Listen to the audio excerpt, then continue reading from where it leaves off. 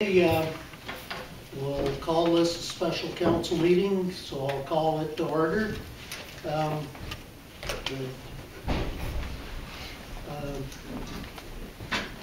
Call for pecuniary interest, if any, from any member of council. None noted. We have an agenda. Do I have a mover for the agenda? Campbell and not. All in favor? Carried.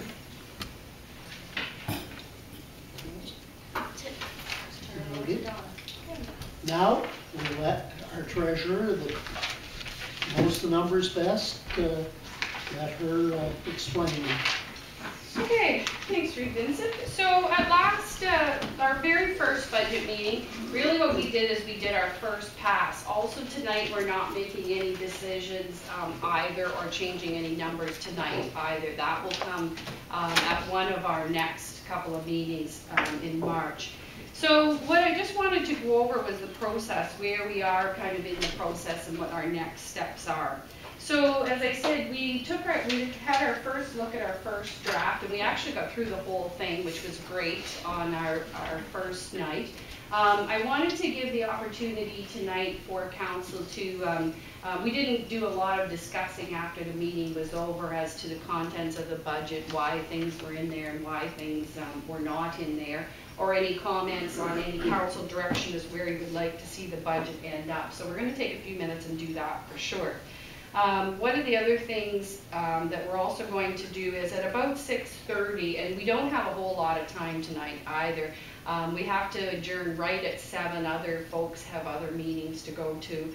And so at 6:30, we're going to ask for any comments from the public and any ideas or comments that they might like to pass on from 6:30 till 7. But again, we have a hard end time of 7 tonight because of the other meetings that the folks are going to. So just to go back a little bit, so at our first pass through, as I said, it was great that we got all the way through. Kind of the next steps is that myself and the auditors, we've been working on all the year-end adjusting entries and going through the review of that. The department heads at the last council meeting, we did a listing of our transfers to reserves, and we have processed that. And actually tonight we're going to go through the reserve list. So you all have your reserve list in front of you. So that's going to be something we're going to tackle tonight as well. So the next step is going to be for the department heads to, now that they have their year-to-date numbers, is for them to go back and take a look through their budgets and see what changes they want to make. I think Pat's probably got hers done. Some of the others are working on their changes and adjustments. So in the next couple of weeks, they'll be giving me all their lists of adjustments. And then once I've compiled all of those, I will send you out a new copy of the budget with the most up-to-date year-to-date numbers, which will be our final numbers, and all the changes that the department heads are making within their own budget. So that will be for the next meeting for sure. And as I said, the department heads have, they each have various versions that they've been working on that they keep themselves, and then they give me. I've asked them to make sure that the next version that they give me is really their final version before it comes to you for discussion and changes. Also, one of the parts, as we get through some of the next meetings, I had some questions about the tax rates and stuff. It's too early in the process to start with tax rates at this point. Again, we're different than most. We actually have 4 tax rates that we have to calculate. Most municipalities just have one. It's fairly easy to come up with the one rate and then apply it across the whole municipality. So as you know here, because we have 3 special area rates, then we have to calculate our base rate and then add the base rate to each of the applicable area rates, and then come up with that rate and then apply that to the assessments. And since we have the 3 wards that we keep separate, then that's why it takes a little bit more work to do all of that. So we don't go through that whole process until we're somewhat further along the line getting closer to what percentage we're looking at. One of the things I do want to talk about a little bit for a few minutes is asset management. And I really encourage council over the next couple of years especially to attend as many asset management seminars as possible if you haven't, especially for the new ones. Some of the ones who've been on council for a while have attended several of those. And I think it's really important because it's going to become crucial as we move forward in how we manage our assets and what we have and where do we have it.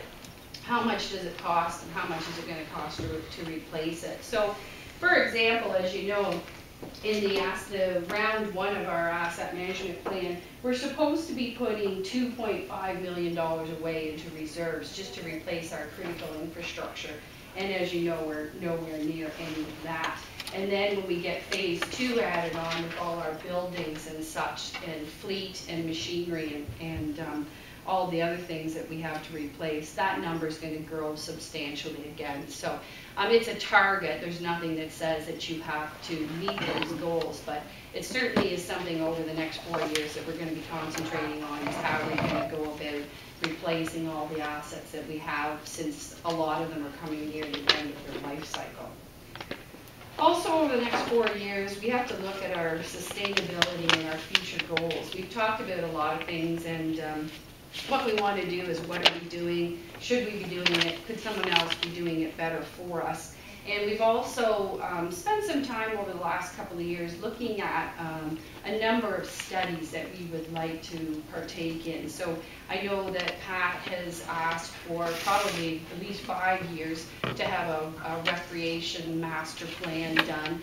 It's one of the first things that always comes back out of the budget. I don't think he even put it in the last couple of years. So. And another big one that we've always wanted to do is a complete facility assessment on all our buildings. So that also has been one. We've started a little bit, and we have a bit of money put away for that as well, but we're a long ways away from doing that. I think it's something that would certainly be useful information as we move forward on how old these buildings are and what it's going to cost to maintain them. And how much does it cost to repair all the roofs that are leaking right now. So that's Pat's nightmare for sure. Also in our next batch of numbers that we take a look at, as you know, the announcements, we had received notification that under the OCIF funding, we put our 2 applications in, OCIF and SCF. And we were successful. Don had done a lot of work on his new well supply for Blythe, so that was good news that that was announced, and that bylaw will be coming forward on Monday night to enter into that agreement. So we were really pleased with that.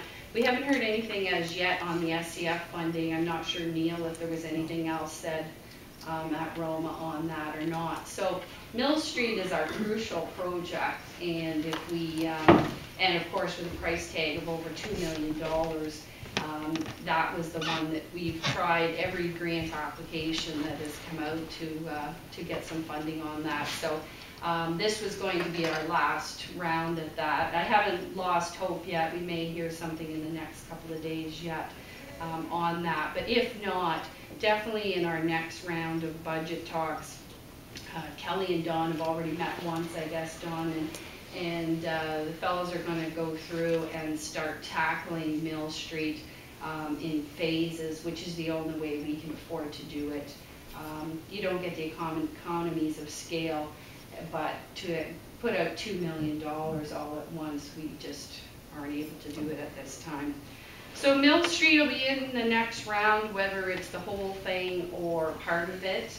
And then also you will see the inclusion of the new well and the grant funding that we're going to get on that. So the total project cost is $490,000, and we were approved at 80%, so we're going to get $392,252. So anyway, thanks, Don. That was a lot of work on this application for sure. And anyway, so that one paid off. We just keep hoping for Mill Street for sure. Also in the next round, I believe at the police board, then we have police negotiations. I'm assuming that might be done by the next round in March. We're hoping. Do you have any sort of a timeline on that, Trevor, or no? I don't know what all I can tell you is that there was a proposal offered to them today, and that's where it is right now. So it could be a day, it could be 6 weeks. I have no idea. Well, and all we can do is work through that, but we won't be able to obviously pass our budget until that information is received for sure. And also another addition that has come from the police board, and I'm not sure if it's coming off as the purchase of guns outside of the capital purchase of the guns outside of the budget. So is that coming forward anyway? It should be coming through the channel anyways. Okay. So anyway, those are some of the bigger ticket items that will be included in the next round of the budget numbers for sure. So with the changes that we've talked about briefly amongst the senior management team, we're hoping to land somewhere between 2 and 3% with our next round that we bring forward. I just wanted to make sure, though, before we work in that direction, that is where council would like to see us head, and if there was any other projects or omissions that you would like to see in the budget. So for a few minutes, I'd like to open it up to council and get some direction from you on the budget as to the projects that are listed in here, and any just general comments that you had spilling over from last meeting after you've had a chance to take a look at what we have in here. So again, one of our other big project that we're committed to, of course, is Memorial Hall. And as you know, we have put $75,000 we transferred, we budgeted in 2014, so we transferred that into reserves. We've added another $75,000 in 2015. And then in 2016, I'm hoping that we can include $100,000 in our budget, because that's the year in which the construction will actually take place. So that would give us half, $250,000 of our $500,000 commitment. So that's a big priority, along with Mill Street, to be able to find funding over the next couple of years to be able to pay for those two big projects for sure. And just to throw out, so our next meeting date will be, before we leave, we want to make sure we pick a date, so it'll be at some point during the week of March the 16th. So before we leave tonight, I want to get a meeting date from you and a time that suits you best, whether you want to have another, meet at 5 o'clock again, or for a daytime meeting, or it will be a longer meeting again, certainly than what we're having tonight. So anyway, so before we jump into the reserves, I want to just get some comments from council as to what you saw first pass in the budget. And we did go over, as I said in the notes, I gave you sort of a bit of a synopsis of what's in there. The capital is pretty limited, but we're still proceeding with some of the projects that we wanted to.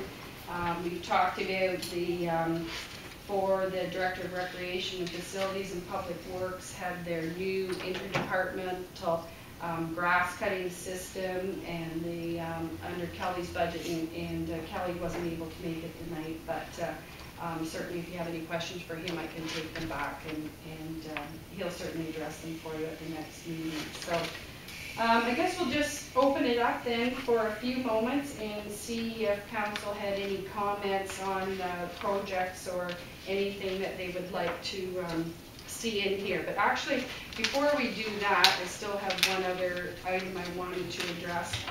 So one of the things that we've talked about repeatedly is all the interdepartment operational change that we work with on a daily basis. And I think one of the things that we need to do is to make sure that council is aware of those types of changes that we're working on all the time. And sometimes the council does have to pass a motion, so you are aware of those cost savings or what the new procedure might be. But there's often a lot of things that the department heads do to either improve efficiencies, provide a better service, provide better data. Sometimes there's monetary gains, sometimes they're not. And I think it's important to just go through a few of those. So a couple that I wanted to mention are, of course, last meeting you talked, Pat and Kelly brought forward their new realignment of the waste management bin. So that's going to result in some savings. Kelly's had, I think, the retirement of 3 staff or 4? 3 he's had. So anyway, at this 4, yeah. So he has not replaced those staff, and he is working with some part-time staff. So in his next round, a lot of those happened throughout 2014, and so he's going to be re-looking at his budget to determine whether he can continue to manage like that. He's had a lot of shifting of staff into you know, different wards and those types of things. So it seems to be working out really well, and of course we'll see some savings there. Richard was working for us on our switch to Here-Intel last year, so that was a good undertaking for us and is much better service for our phone, fax, and internet service in the Wingham ward. And most recently, I think some of that's just coming through today, some of the new phones and stuff arrived.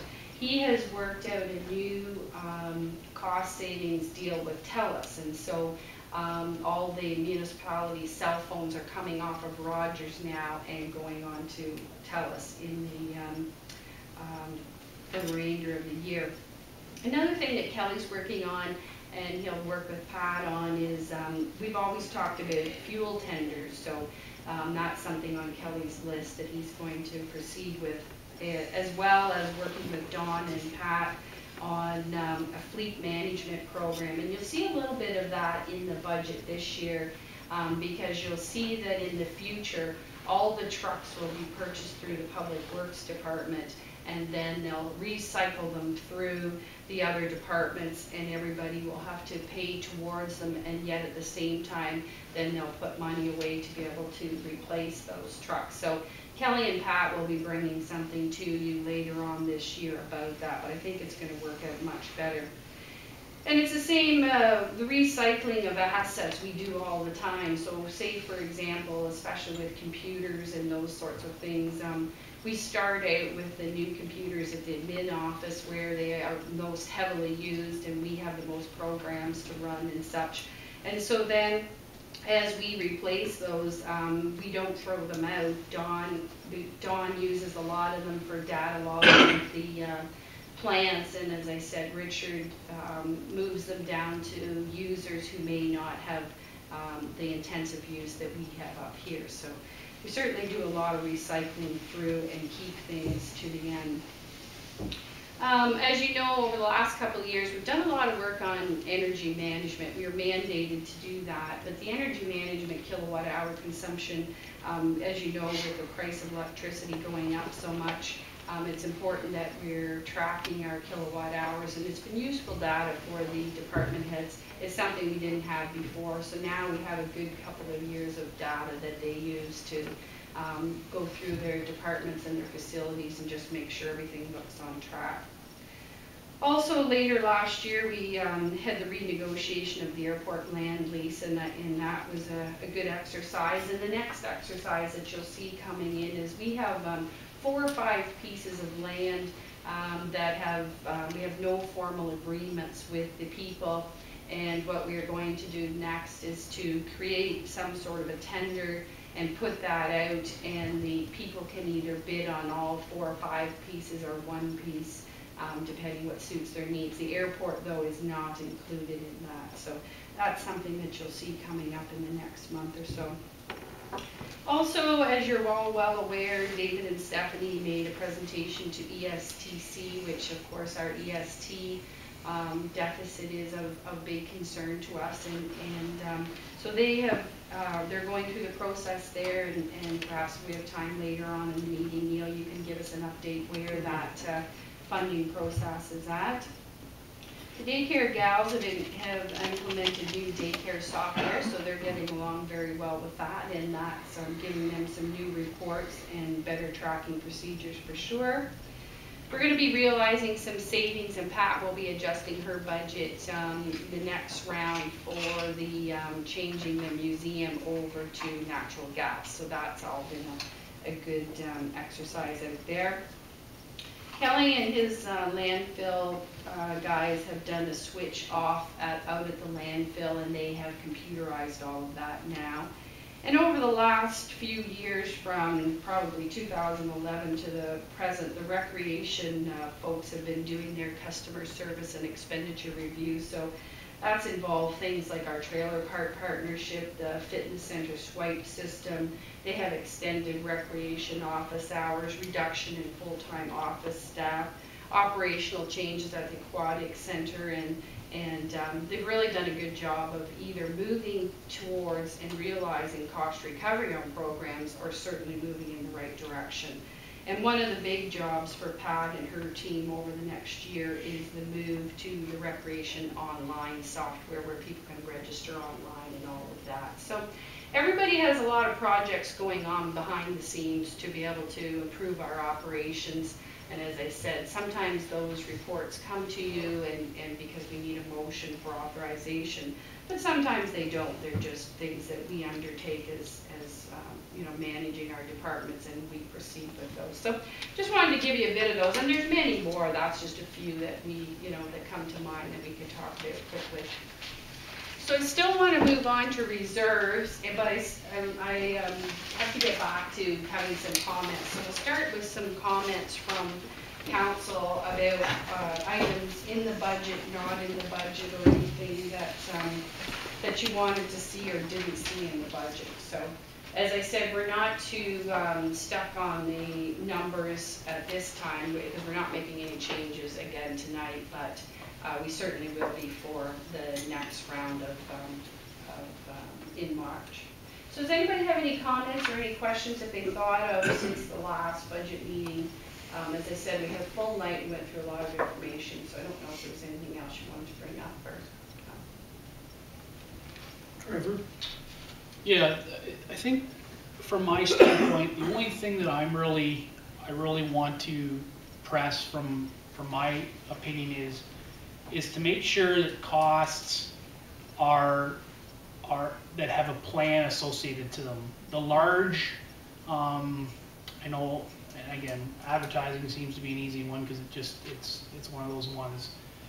I want to ensure that we have a plan to use that funds in the best possible manner, and if it's not something that we are, if it's a want as opposed to a need, I guess my question is, do we really need it in the budget if it's a want, not a need? So what's an example of that in here, Trevor? Like you well, have the problem is the problem is when I see an advertising budget, I have no idea what we plan on spending it. I have no idea what the plan is. Mm-hmm. So if I had a plan, yeah, so if you have, like, here's how all of Connie's advertising, item by item, what she spends her advertising money on. Right, like, so if I had that, if I had that, and I guess my question is that is this a consistent, because I'm new. Yep. Is this a consistent approach where this has always been the case?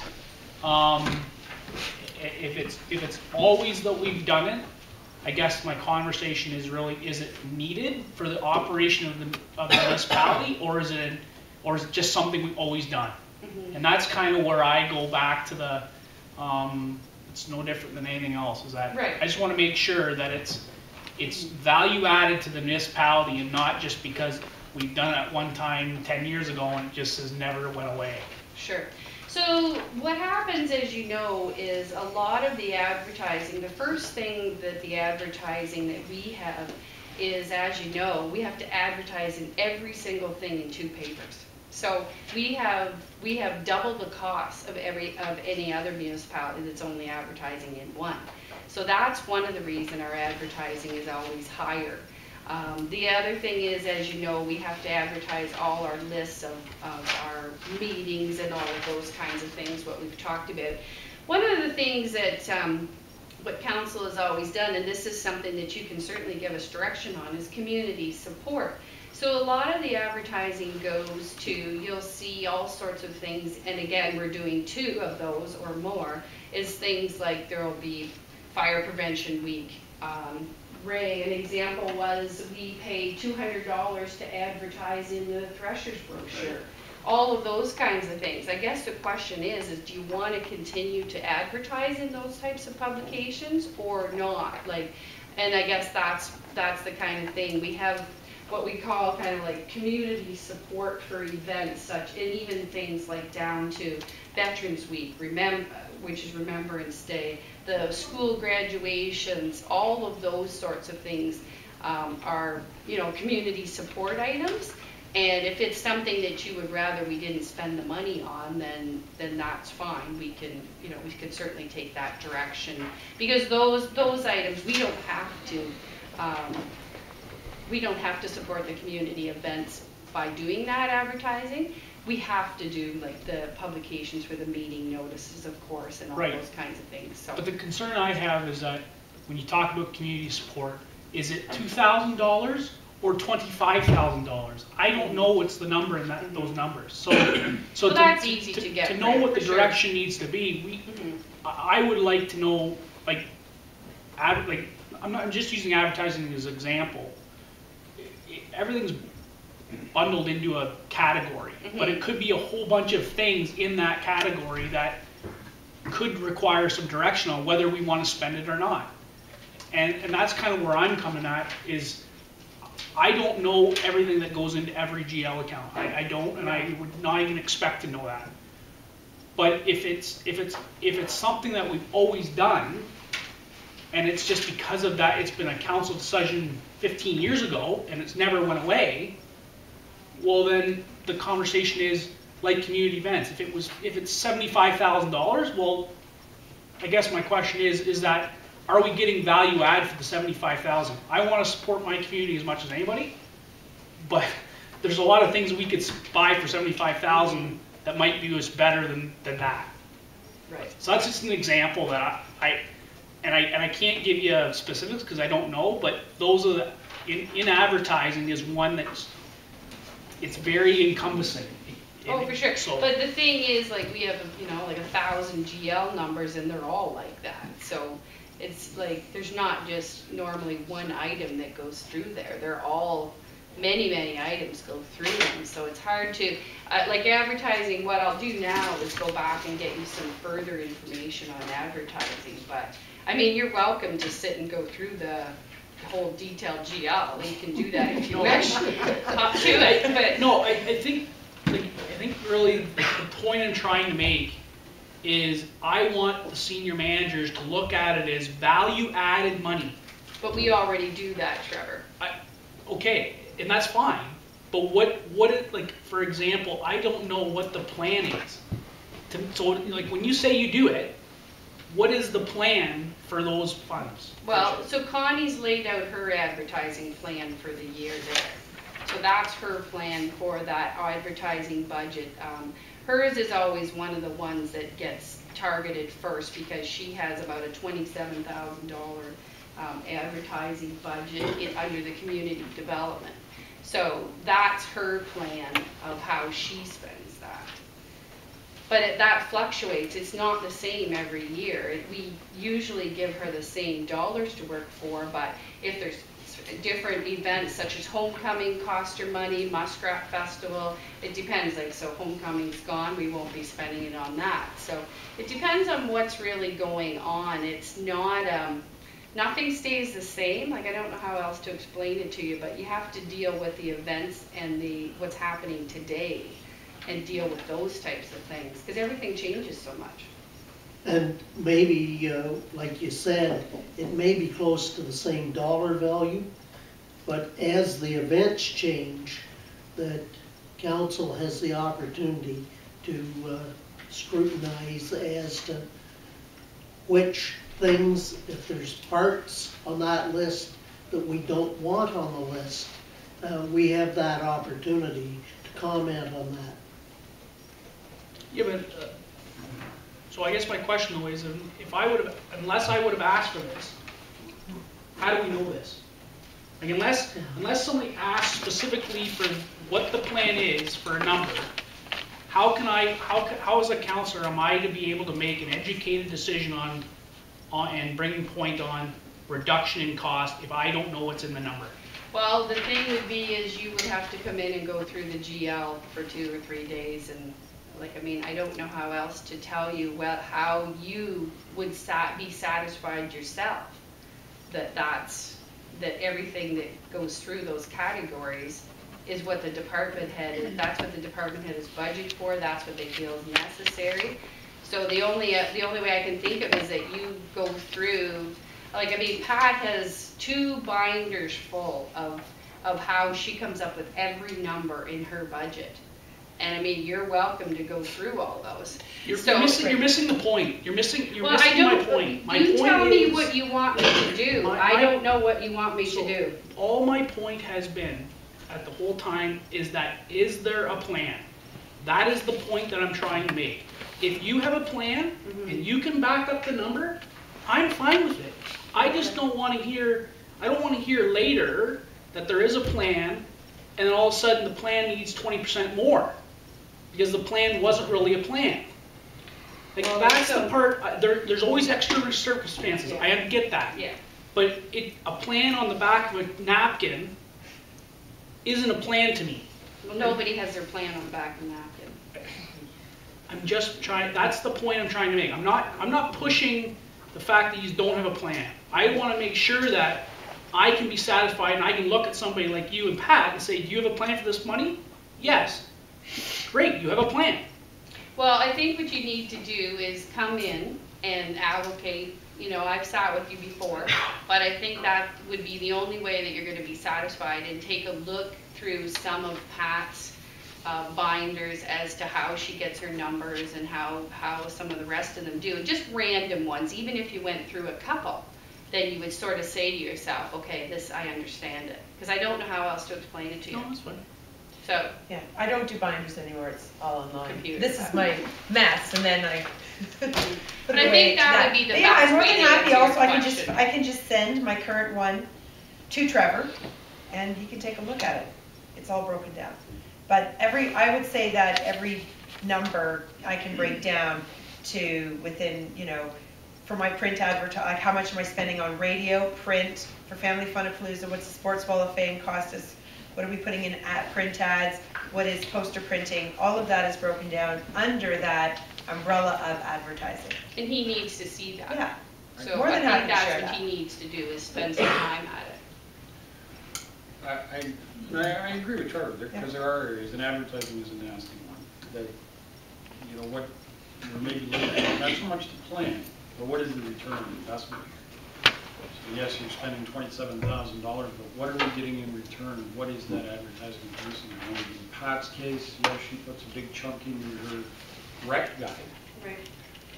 And there's no way that you can't get away from that I can see. At this point in time, that's a necessity. You know, I don't use the rec facility. I have a copy in my drawer at home, so if I want to know. But there are other things we do that are radio advertising things that have been done in the past that, quite frankly, I can't say return on investment. So Well, why are we doing them, and why are they back in the budget? I don't know. I haven't seen that sheet. Nobody else has. But it is, it's a situation where I asked you a long time ago, you and I talked about, can you sort your general ledger items by advertising? Yeah, Whether and it's I did copy, and just literally say, this is our advertising, break this out, this is whatever our expenditure is on building repairs and maintenance. And it shows you all the total of building repairs and maintenance. Can you do that? Yeah. But to go through the general ledger is gonna take you 3 days to do that. And you're welcome to. So come on in and do that. I'll start printing it. It'll be about 1,000 pages, so. Well, I guess what I'm saying is more, can we condense it down into something that resembles this? This is instead of as looking at- condensed as what I can get you. But instead of having a Knights of Columbus Hall budget, what I'd like to see is, and I don't know if Trevor would agree with this, is let's forget advertising for the snow plow. and it shows me every place that we have snow plow money. Yep. But not in little itty bitty categories, but in the major categories where we do have large expenditures, whether it be for fuel or for electricity, hydro, and Yeah, and they're You easy know- reports to print. yeah. So all you have to do is tell me which ones you'd like to look at, and I can certainly print them out for you. Trevor, have you got some main key besides advertising? No, I'm with you. I think there are just some areas where I'd like to see more detail, so if we give you You just have to tell me which ones you're looking at. what and- advertising. Yeah, No. no problem. I was just gonna say, it sounds like advertising is one. I was just gonna say that specifically. Perhaps, like, the two biggest expenditures that are not mandatory expenditures would probably be Connie's and the Recreation Facilities Department. If council would like Connie and I to put a bit of a presentation together on that specific one. And if there are other ones, more than happy to provide those kinds of details. If there, obviously hydro is one that's very difficult for us to make any impact on, but it is a huge expense, so we can print it out by building if you're interested. But there are more of the ones that I guess I would say are non-mandatory expenditures, if that makes any sense, if that's what you're looking for. But All I you can have to do guarantee is there's a plan. ask, Yeah, and Yeah. he can print you whatever. I agree, hydro, it's a big one. I just mentioned hydro, but yes, there's not much you can do about it. We have to But it'd turn be, the if you're lights on. interested in where the biggest, the top 10 expenditures in this municipality on hydro are, that's easy for us to do. I would, yeah, well, I'm not really concerned. Hydro, you can have an impact on it, but I think that things like advertising or perhaps, cell phones we brought up, that was a big thing a couple of years ago. We discussed it and had talks about that before, about having such a disjointed program, but Richard's taking care of that now. we've got that in control, but I mean, that's something that probably would have been done 2 years ago if maybe we had that. So are there other areas like that that even the department heads can say, okay, we've got some discretionary, and this is what I'm doing with it, this is why I'm doing with it, and look at those, not hydro.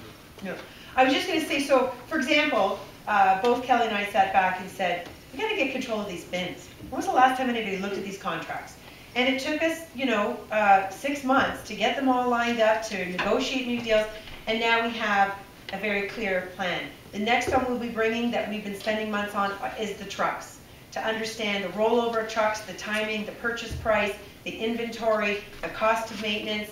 So we want to bring that forward. And so as each of these are coming forward, we're solving the problems and bringing sort of forward where we're at. Some of them we've done, but as soon as they come, we become aware of, this is one we need to really wrap our heads around.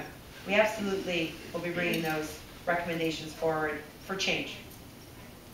I hope that answers that. Well, yeah, no, that's good.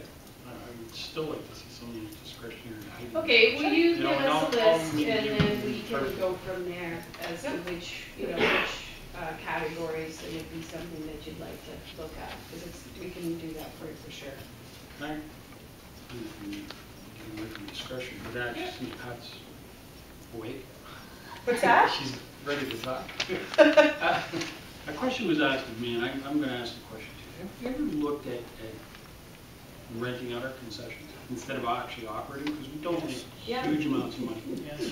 I've been at that for 6 years or I don't so, doubt since that. 2007. No, we have done 2 times tendered out that opportunity and got really, I had almost one time a business taking over the one in Wingham, that fell through. I've approached all the minor sports and the Legions and the Lions and all of those groups.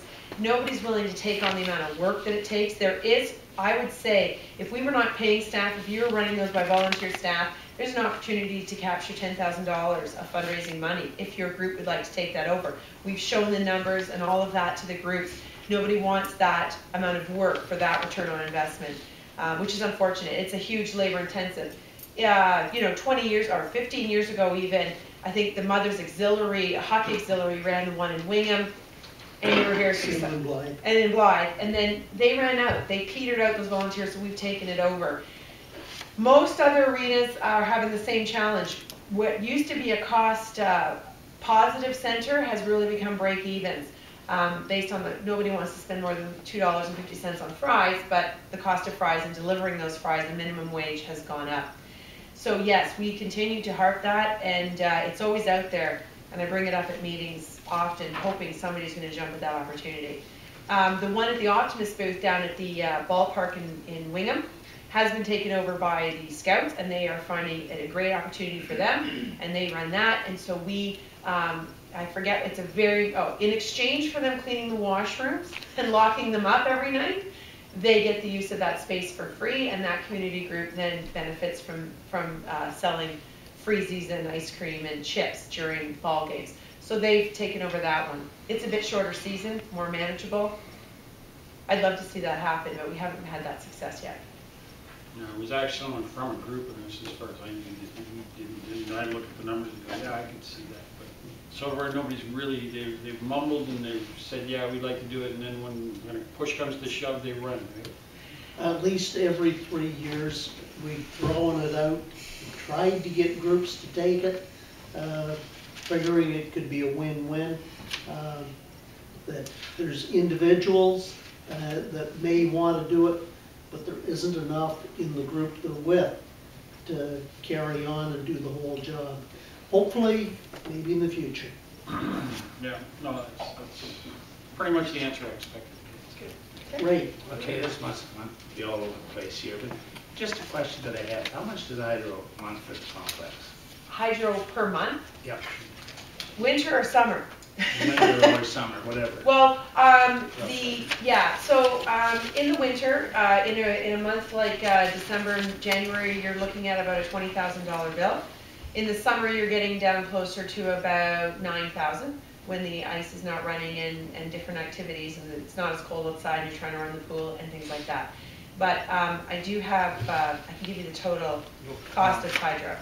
Yeah, the total cost, but yeah, I just what it's actually running for the winter, and basically I know it's gone up, and it's hard to. Yeah, I can, because it's in 5 different centers. If you give me a sec, I'll just look it up. I'll tell you the total bill for the year on hydro there. Just got to find the right tab. You can ask another question, and I'll shut up that answer when I have it. For Donna then, so Sure. that when we give to the, now you've put an advertisement in the Heritage Book for the Thrashers, so that comes under council, what does that come under, for the Plowmen's With Association? the council discretionary.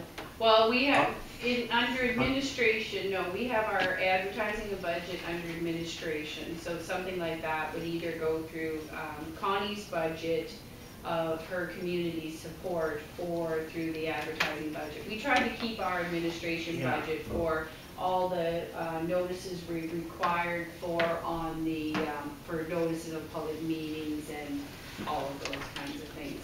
But if there's an item that doesn't fit into a category, then that's where we put it under administration. And if it's pertaining to a particular department like Pat's, then it would go through her department. But as you said, each department has an advertising budget, and we'll flesh that out and give you some of what your totals are, so you could have a better look at it, just so that you know for next meeting what each department is spending and what they're spending it on. That's not a problem. Another question. When there's a something going on, whether it be the Muskrat Fest or the volleyball thing applied, whatever. So when we're using staff at these things, and we're using them on the weekends or that, so is that being charged to the Muskrat Fest, or is it being charged to the, or like, how's that getting?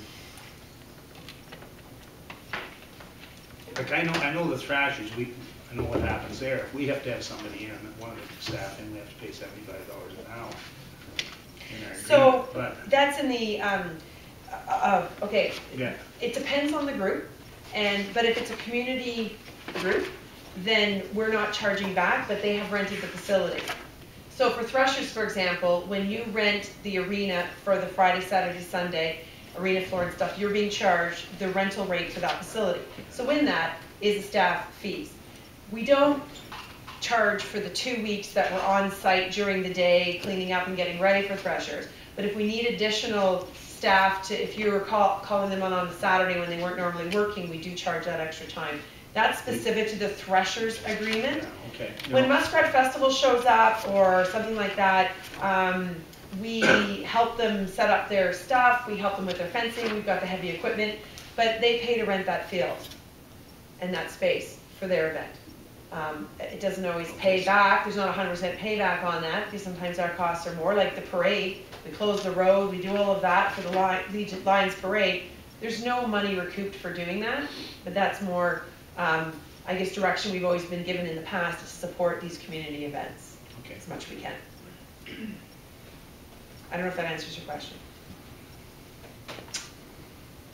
I can tell you that the hydro bill at the complex last year was just under $175,000.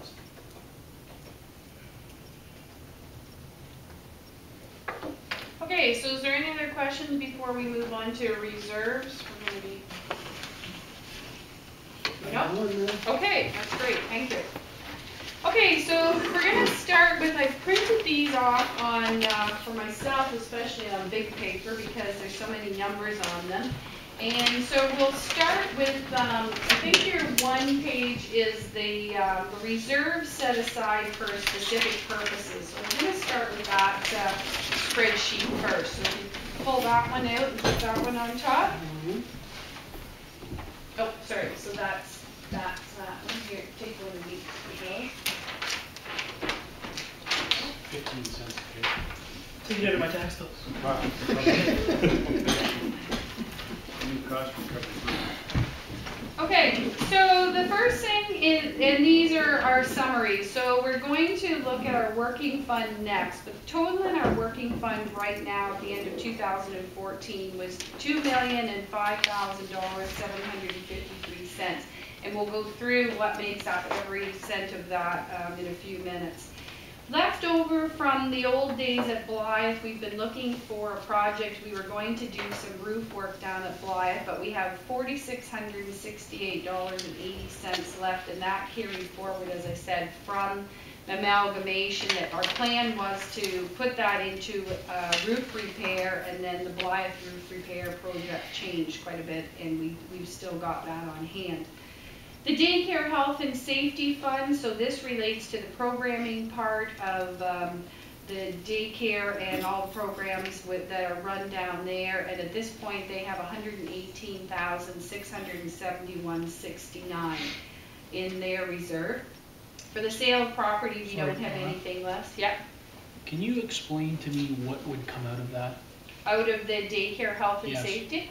So that would be for anything that would come up mid-year that wasn't covered in the budget relating to the programming costs. So sometimes throughout the year we've had a new program come on board, or we've also had the county will come out with a health and safety project opportunity that we may have to put some money into it.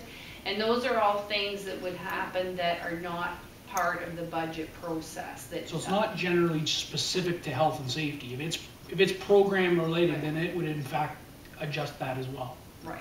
Okay. Is there anything else, Kathy, on that you would add? Just, I mean, or maybe a piece of equipment that it's broke down on, it's like a photocopier, or, you know, we, a lot of this money, the reason that we call it a program reserve is a lot of this funding has come from the county. And has been earmarked for programs, and so. So it's really for daycare programs, not Yeah. health and safety specifically. And a lot of it came from health and safety funds, but it really is for programs for sure. Okay, the museum calendar, this is a small fund that's left over at the museum. It's been there for quite some time, and we use it for some fundraising. This isn't your fundraising account, that's another account. So that was from some old projects, so we can take a look at that one in particular and see what we can do with it. Our insurance deductible, we have $51,177.98. Quite a few years ago, when we switched our insurance deductible up to $10,000, we have to pay for, therefore, the first $10,000 of any claim. So some years we do fine and we don't have any claims. Some years we have 3 or 4. So what we do, and you'll see it in the budget, is we budget every year for about $15,000 or 3 $5,000 claims. And if we don't have those claims or they don't cost that much, then we add the money back into this reserve in case we do have some catastrophic event that we have to pull from here. One of the next things, the next time our insurance goes out for review, we'll definitely have to be looking at raising our deductible limit, probably up to more like 25,000. And so then you'd certainly want to have some reserve monies put away, because if you had two 25,000, under $25,000, it wouldn't take long to eat up $50,000. When the Communities in Bloom closed out, they gave us, this is not really our money, although they gave it to us to look after the trails. So they gave us $2,600.10 to be looked after for trail improvements. And I'm not sure that they had any stipulations on that money, but we are the keepers of that for now. The House and Dam, as you know, the House and Dam project is ongoing right now through the community group that Pat and Kelly are working with. And so at the moment they have $217,000. Council authorized some withdrawals from there, and those invoices will appear in 2015. The police department has been saving for replacement of vehicles.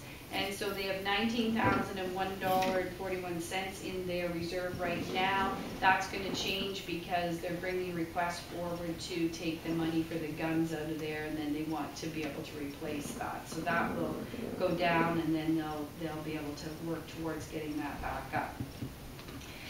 The police department each year also budgets for $5,000 in legal fees, and so they've accumulated, and luckily they haven't used them. So they have accumulated $15,000, but in today's legal fees and the cost, that's not a lot of money. So they're going to continue to plan to put $5,000 into a legal reserve every year.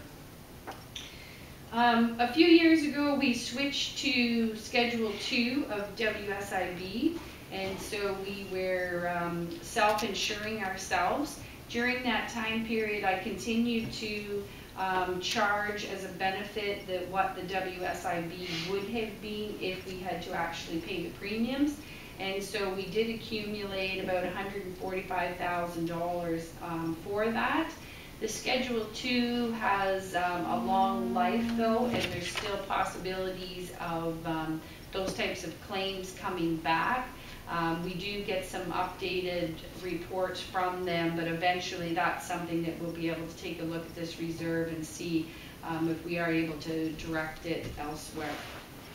The short-term disability reserve is also new. As you know, just in the last year, we started self-insuring our own short-term disability, and part of that involves setting up a reserve. So the first year we started, at the end of 2013, we started with a $12,000 balance, and then I added $12,165 to it in 2014, so we now have $24,347. But as you know, we've had some staff off for several months under short-term disability, so some of that will be definitely used up in 2015. In Blythe, there was an old project for some signage, and we're still holding that money. It was basically came in the form of donations for entrance signs, so at some point that project will proceed as well. Cash in lieu of parkland is on severances. When a severance application comes forward, it's required that the cash in lieu of parkland funds be retained separately and accounted for separately. There are certain guidelines on what that can be used for, and we've accumulated $9,021 for that. The Knights of Columbus pay us $12,500 per year towards their pledge payment. Last year I depleted all that we had in that reserve of $87,500, which left us with their, they pay in December of each year, so that's the December 2014 payment. And as you know, the loan was paid off. We used it to pay off the outstanding loan of the complex in May of 2014. Recreation Community and Action Fund was a fund that Pat had received quite a few years ago, and they had a number of initiatives under that, and she had requested from council to use some of those funds, which council passed a motion, and that was for the bounce program that was undertaken this year. So over the next couple of years, she's going to be also finding programs similar to the bounce program where she can allocate those funds to. We have a lot of small, as I said, small amounts in here that I would like to combine. We have $277 left in an old Blythe campground and facade project that has been there that I'm going to try to reallocate this year for sure. We're mandated to keep the Building Code Act reserve separately. Tim has to file a report. It's only a one-way benefit report, I guess you would say. So if the building department has a surplus, which the only year really in which we had was the year the school was built when we had the large building permit, we were able to have a surplus that year. We transferred that money into reserves, and that's what we've been able to use to purchase, replace the CBO vehicles. As you know, this year, that was one of the areas of the budget where we experienced a shortfall in our revenue, that we were received quite a bit less than what we budgeted for. A few years ago, we had some campaigns on for both the Blythe and Wingham arenas to purchase defibrillators, and so we received a bunch of donations for those, and then after that, Pat was able to secure other methods of funding. So that's something Pat's been talking about as to what you're going to allocate that defibrillator money towards. We had that small amount of money for the BIA that we gave them back to pay towards the Christmas decorations this year, so that fund is now empty. The fire long-term reserves, this is in conjunction with our partners in our fire agreement. At the start of the year, we had $318,000. We transferred another $160 in as per the budget. But David had 3 capital projects, with the biggest one being the aerial truck that took $420,000 out. So we're left now with a capital reserve of $58,000 there. So there won't be any capital purchases in the fire department for in 2015 anyway. The operating reserve we talked about last meeting. So we had a balance of 50, and as you know, with all the added costs in 2014 for fire calls, at the level that was basically unheard of, we've depleted that whole 50,000, and we're actually in a reduced reserve there of 15,251. So over the next couple of years, we're going to have to replenish that and bring that back up to actually having some funds in that account. Blythe BIA, this is their money. We're holding for them $2,000 in reserve, and I think they have some plans to use that money in the near future. So we'll be giving that back to them. And Wingham BIA, we don't have any of their funds on file.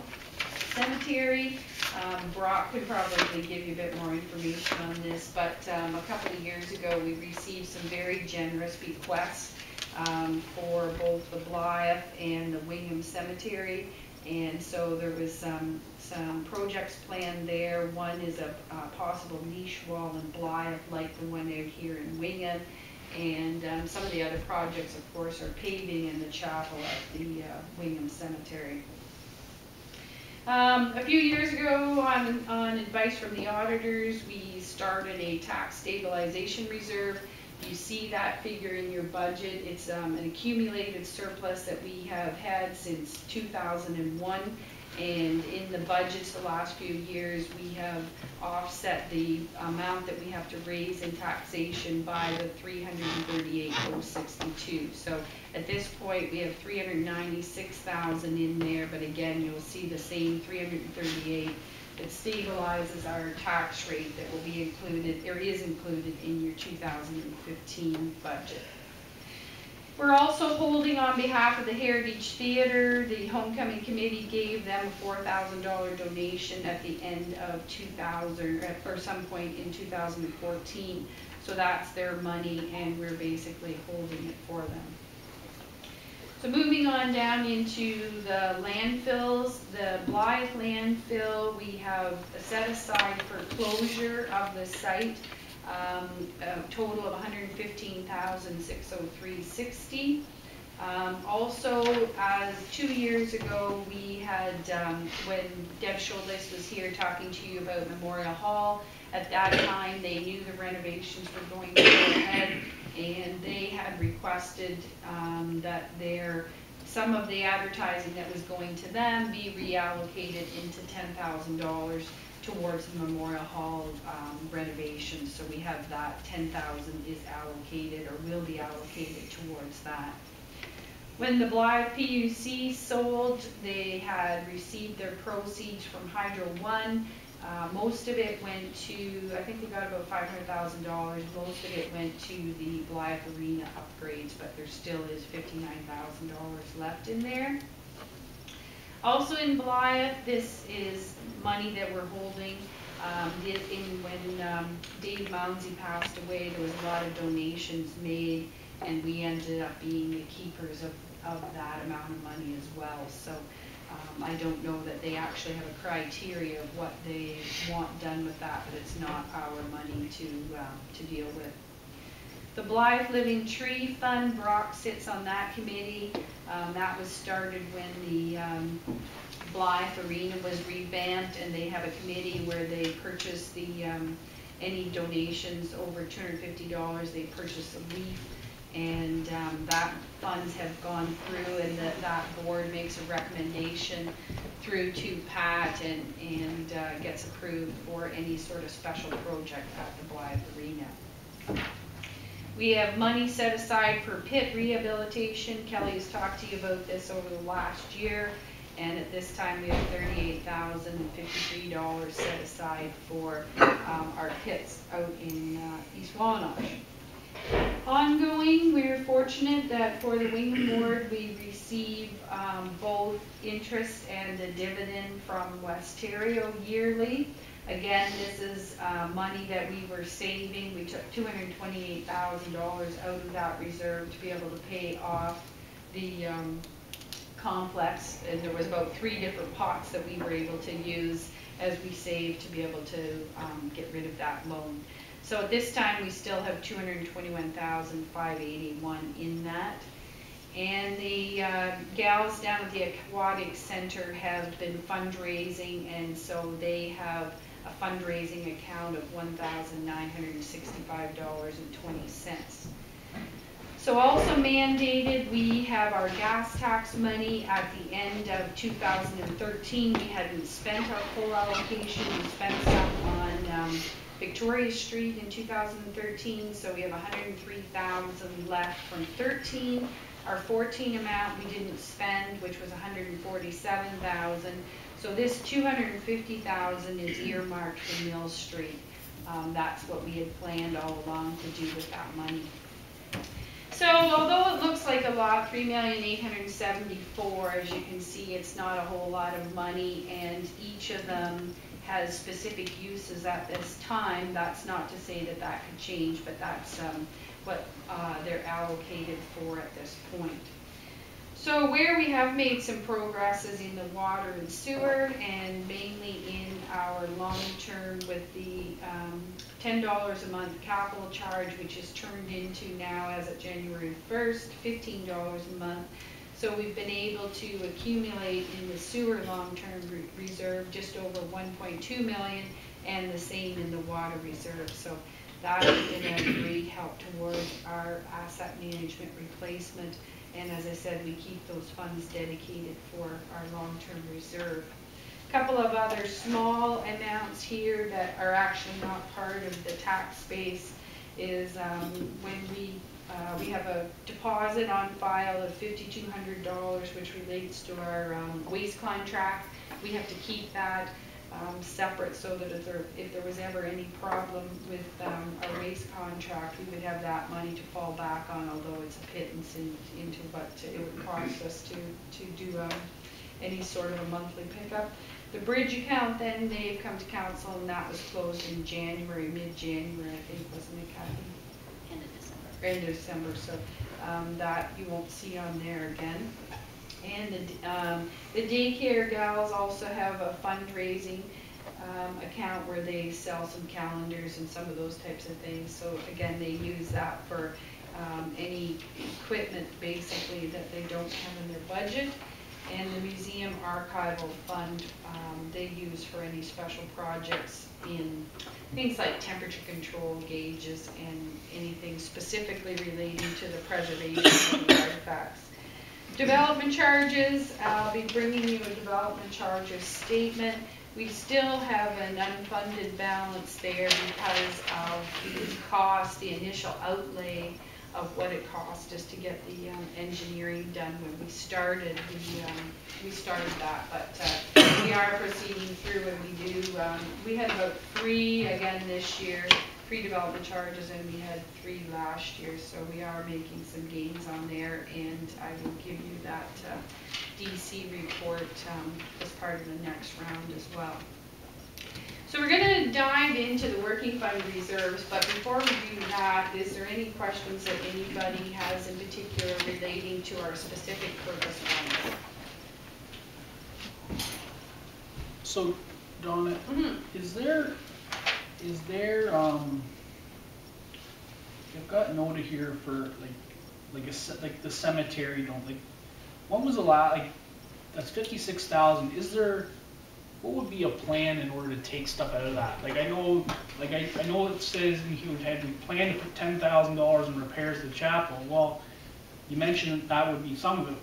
Why would that not be taken out of reserves then? I guess that's my question. When would they take it out? These were, as I said, 2 specific donations through estates. So they're specific on what they can be used for?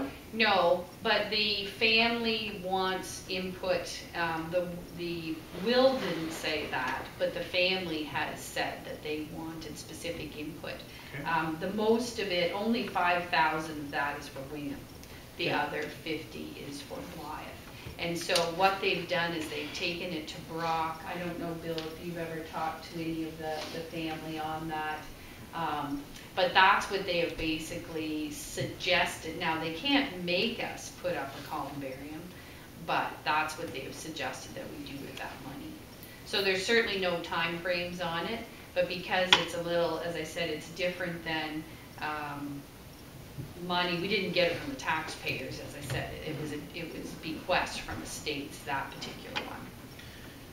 And so the other question I have is with regards to the defibrillators. So let me just, because I thought I heard that we're going to potentially use that money for something else. Is that what I heard? So yeah, what we are trying to do is kind of go back to some of the people who did the fundraising. Some of the Wingham funds and the Blythe funds we'd like to use to replace our Actar dolls that we use for CPR training. So trying to keep it in the same family in which the funds were raised for, but we haven't been able to nail down that meeting, and it's always a challenge. These groups fundraised it and gave it to us to buy something that then we didn't need to buy. But I can't give it back. What's the life expectancy of the defibrillators that we have now? I'm not certain, but the Huron County program would accommodate replacing them as well. The county came down with a program funded by the Heart Stroke Foundation, and almost every public facility that needs a defibrillator in Ontario is getting one, getting the training for it, and any other ongoing costs for them. So that is... So you're basically saying we never potentially need that money for defibrillators. Is that what you're saying to me? Probably, yeah. I can't see, unless that program ends, which I don't see it ending because it's all coming from other sources. It's a very strong want in Ontario. Yep. And so it's coming from there. So it's just good timing, bad timing, whatever you want to call it. So that money's been sitting there for some time. So we definitely need to put our heads together and figure out what to do with it all. But I know there's been a request from Kim's department that teaches CPR and first aid that we they were gonna request some of that for the training dolls. But the one small challenge with that is it wasn't tax dollars. No. And so it was fundraising dollars. And so to come up with something that met the original intent of the fundraising dollars, I mean, I'm sure that every person that gave $25 is not going to come in and say you can't use that for whatever. But to find a suitable use for it that sort of meets the original intent is what we'd like to do with that. That's the Or we leave it there until we need the defibrillator, but we even have one in this building, like, there's one in all of the arenas in Belgrade and, Well, one of the things we've talked about though too is original pass-through, everybody had training on them, but now we have so much new staff and people moving around in different buildings and some of those types of things that it would be, we've talked about using it for some training, which would be good. Which would be good use. Do you have a defibrillator in the library? I don't think so. I don't think so. I've never seen it. I don't think they're in either of the libraries. Yes, This one is, sorry, I don't think it's in the Blythe. but we didn't put this one in here. No, Huron County put that one in, so I'd have to check to see if Huron County put one in the Blythe one. I'm drawing a bit of a blank. I'd have to get back to you on that. Yeah. They might have put one in every single library. I know it was on the list of buildings I don't remember. that Huron seeing County it. was on the list for. At that time, there was A and B libraries on circulation, and I think it was only A level that they were put in at that time. Okay, so we're going to move on to working fund reserves, and we'll go through this so that we can still meet our time of having some open questions at the end of the meeting, or at 6:30 or thereafter. Okay, so the details of the working fund are as on your sheet, and so our opening balance back again at amalgamation days, in order to meet your cash flow requirements, you had to have a certain amount of money set aside in your bank and in your reserves to be able to pay your bills while your receivables came in. So we have had an opening balance of $500,000, and it's really for cash flow purposes. Second item there is a Blythe campground. Quite a few years ago, the Township of North Huron undertook about $160,000 in capital improvements to the Blythe campground. And over the years, the only way that we can pay that back, we didn't have the money at the time, and the only way that we can pay that back is the years in which the campground runs a profit, which is not very often. So the couple of payments, we've made 2 payments back, and those were 2 years in which we had campvention. And so we were able to actually make some money on the campground in both of those years, and we applied it to that. But we still have a ways to go because we still have $59,000 left owing there. One of the discussions, especially that we have to allocate some time for, is the future of the EST. And as you know, David has been working hard with his funding application, and it's moved through the next step of the process. But over the, since 2013, it has an accumulated deficit of $234,000. So we definitely, in the 2015 budget, you see that we have planned in there, I think it's about 90-some thousand operating, and then there's 19,000 in capital. So we'd be looking at about a loss there of 115,000 in that's part of the first draft of the 2015 budget. We have a little bit, $700 of building training money that we are going to reallocate to some sort of programs with our chief building official. In the fire department reconciliation, that is not money that belongs to the partners. That is money from actually North Huron share in the first couple of years when they actually did have a surplus, which they haven't, and I don't really see them having again. Also, council had authorized, there was some extra training that David had requested come out of, be paid for specifically by North Huron, and so you authorized and took $10,945 out of that reserve in 2014. At the end of the fire board days, there was $10,308 that was left over in the 2009 reconciliation that we wanted to put towards the building or some sort of large piece of equipment there. So I have been talking to David about that. Also, we have $1,000 set aside for extra FPO training, and now that we're in a shared partnership with Morris Turnberry, we'll have to wait and see if they need that $1,000 for any type of a training. In 2014, we barely had the budget dry, and then Gary had come forward with a plan to council to do some extra economic development projects that ended up costing $16,997. So there was advertising and signage and a bunch of different things that were on that list. So most of those were completed, but we have depleted several of those reserves, and I had to take some out of our planning and development reserve as well.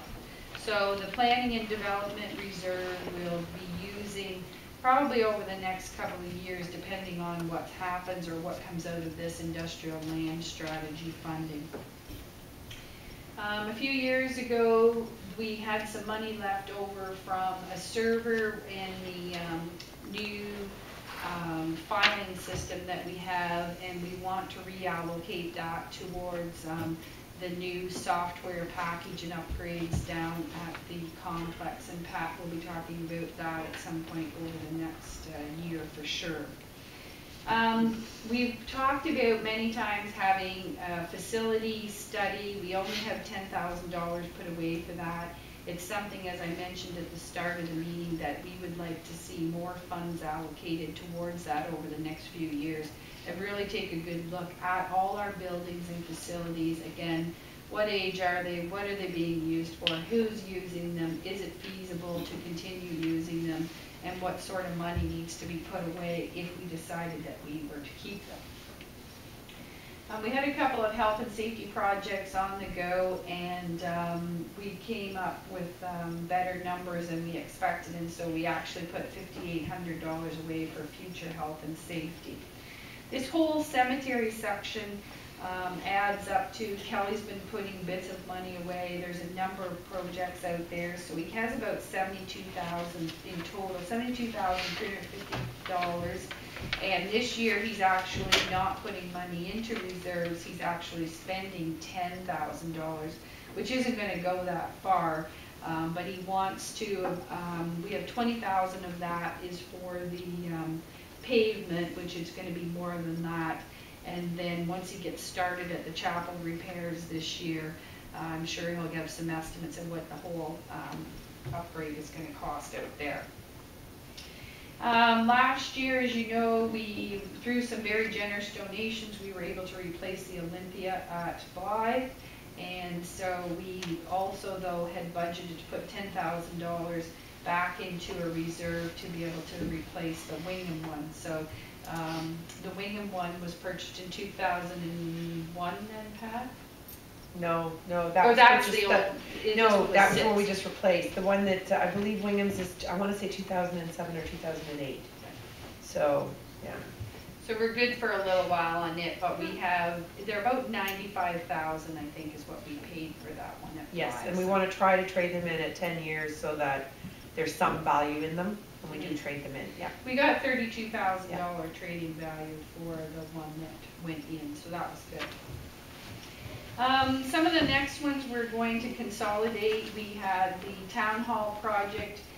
We had $11,400 that we had budgeted in 2014, which was left over from this whole renovation project.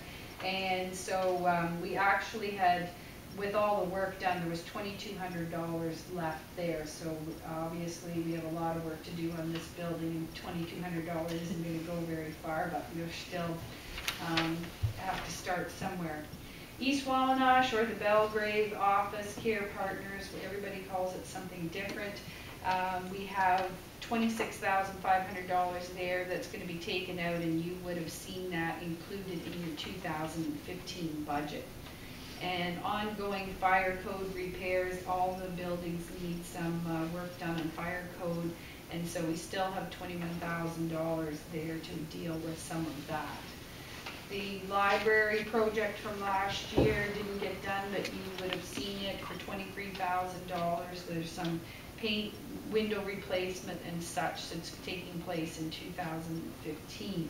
Donna, I just want to go back to Yeah. fire code upgrades. I wouldn't say that all of our buildings need fire code upgrades, and in fact, I think once we finish the museum, we have complied to the fire code. But some of that 21,000 is coming out to finish the work, and you'll see that in the 2015 budget, the stairs and the exterior. So just to clarify, I didn't want there to be a rumor that we still have a lot of fire code upgrades to go through. Okay, thanks. Sorry, thanks. So then moving on to the Memorial Hall. So again, that's our big one. We were able to put $90,000. 75 was the big amount, and then we had 10 also in Connie's budget that we were able to put. So we have 105 there, and we've got a couple other small pieces. There's 4,600 that was left from that here in Geomatics project that was done last year. So all of that will go towards our $500,000 commitment down there. The Memorial Hall Trillium account is not our money. We're holding that. As you know, Trillium gave 2 years, $75,000 a year for the 14-19 campaign. And we've actually, the funds had to be funneled through here. So we are holding that money, but it's not actually our money. A few years ago, we did apply for a Trillium grant to move forward on a roof repair at the Blythe Arena, and rather than go ahead with that, they ended up, it was supposed to be a full roof replacement for about $110,000, I think, Pat, wasn't it? So anyway, when they had some consultants in to have a look at the repair, they ended up saying that they could get some extended life out of the roof by making significant repairs rather than actually replacing the whole roof. So we did access some of the Trillium money. We did have to give some of it back, but we had been raising money towards that. So we still have $58,000 to go towards the Blythe Arena roof repairs. And I can't remember, Pat, how long those repairs were to extend the life. 5 to 7 years. So we felt that it was worthwhile. So that money will go towards the replacement when it is time. It's one of the flat roofs over the hall. It's not the main roof. Okay, thank you. So also in the next category, which is parks. So from there, again, we've Sorry, you missed the library. Oh, I'm sorry. Live, that's okay. The county revenue there? Yeah, the 5,000. So in 2013, the county, we have been receiving the same amount of money for library grants for quite some time, and we had received this extra $5,000 after the budget was passed, so we set that aside for some repairs at the Blythe Library. So we still have that $5,000. So in the whole park section, we have in there $25,000 that is coming out. If you would have seen it in the 2015 budget to pay for the 2 pieces of equipment that Pat talked to you about in the first budget meeting.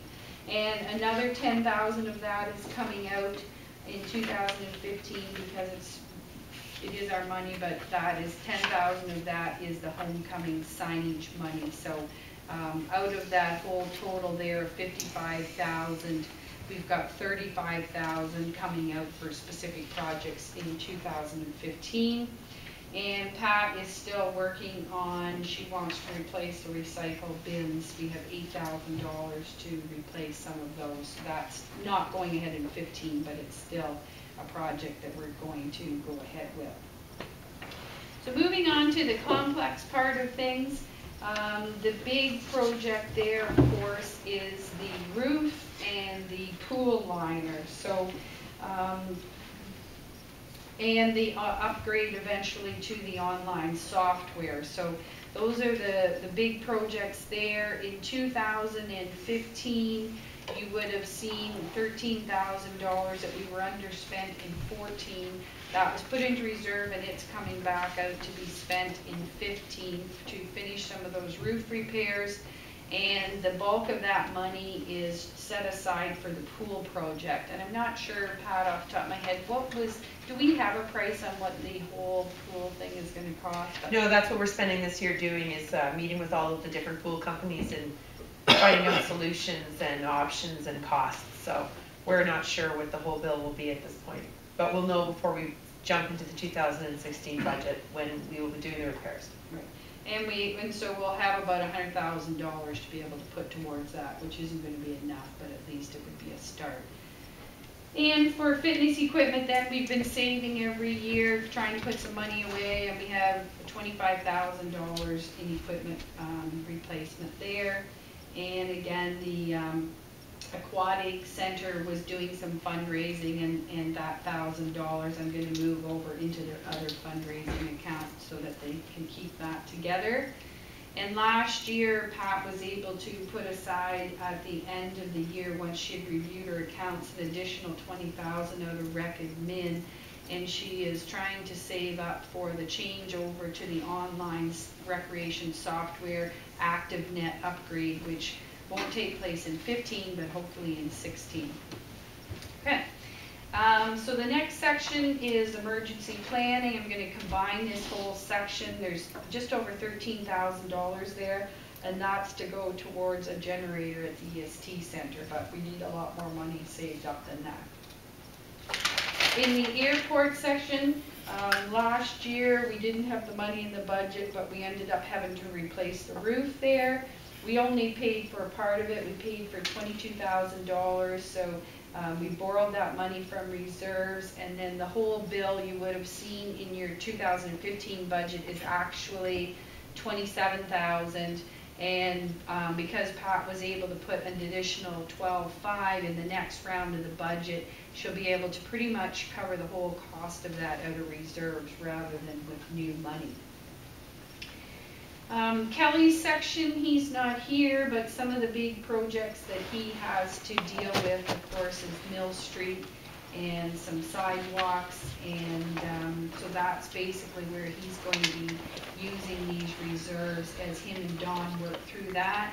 Last year we had set aside $10,000 for streetlights on the main street, and only a few $100s of that got spent, so there's still that $9,200 left allocated for that. In 2014, we received from the OPP $23,000 for the reconciliation. You would have noticed that that's come out again. We're using that up in 2015 to offset the higher cost for the new OPP billing model. And so after 2014, though, there'll be no further reconciliation, so there won't be anywhere to get funds to offset that. One area that we're looking at possibly as a way to deal with the EST deficit, back when all those capital projects were going and we knew we'd have to start paying loans, I started budgeting for making payments on there because the day was coming when we do, and we do make fairly significant principal and debt payments each year. So we can use some of this money to access the payments that we have to make. We make about $250,000 a year in debt payments right now. So that's something that we're going to be talking about, is whether we use some of that for the EST and use the rest of it for some of our ongoing payments. We also depleted, we had been saving to pay, this is another, when the principals, when I refinanced and the interest rates went down, we still raised the same amount of money on the debt payments, and we saved that money and set it aside, so that was part of the money that we were able to use to pay off the complex. Also then in these last bottom sections quickly is we have, last year we were able to set aside about $85,000 into reserves to start some of the other projects that we have. They wasn't specifically earmarked. This year's budget we haven't been able to do that, but we do have that money setting there for some sort of a project. It's really our only source of emergency money if anything else goes wrong. Kelly has a bunch of work to do out at the landfill, so he has amassed about $159,000 there. That old Bomag is a 2001, starting to cost a lot of money, so it's going to have to be looked at. Part of that has to be set aside for capital, what he's going to do there. And also this year, 2015, is the year that Burnside updates your post-closure costs. And I think because we have new people on council, I'm going to get Burnside to come in and actually explain to you how much money you should be setting aside to meet your post-closure details. And again, this is not nearly enough. So the Alice Monroe project, again, is $16,000 is not our money. We're the host of that project. This is some of the money. That project will be wrapped up in August of 2015. The $5,000 though is our money, which will be allocated to any sort of results from the project. We had offered, all the partners had to put in $15,000. We had set aside 20 at the start of the budget, thinking it was 20, so we still have that $5,000. This is $25,000 for the industrial land strategy. Will be spent in 2015, and I think you have a meeting with Morris Turnberry coming up in the next week to discuss that $25,000, but you definitely have your money set aside for your commitment. The daycare roof is leaking as well, and so we have $25,000 set aside for that. I'm not sure if we're going to be able to replace the whole thing. This year we're actually paying to have a roof diagnostic analysis done, and we'll be bringing that report back to council. And then since we've been without a CAO since September, we were underspent in CAO wages. So I put that $20,000 away, but again, depending on what you have to pay in order to be able to get someone to fill that spot, then we do have a bit of money there if there's anything extra comes out of that. And if not, once that process is completed, you could reallocate that somewhere. So that gives you all the information on your reserves. I know it's a lot of information and we want to move on, so actually we're still just about on time. So was there any quick comments on the reserves before we open it up to see if anyone else has any questions? Sure, I just want to clarify, when we talk about the Recommend software, that whole amount there is not just for that. I believe we have enough there now to cover that transition. There's also some money in there to pay Resound, which is another group like SOCAN when they come knocking on our door, and that's about $5,000, which I had budgeted for, and they haven't asked for it yet. And then the other is a replacement of our photocopier.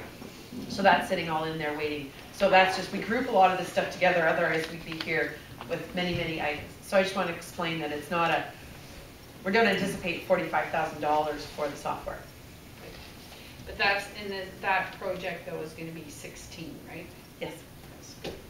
Okay, thank you for that, Pat. Okay, Ray? Donna, getting back to the emergency planning, travel, training, material supplies, public education. So that, did I hear you right saying that is about $13,000 and that'll be going towards the generator at the ESDC Center? Yes, that's correct.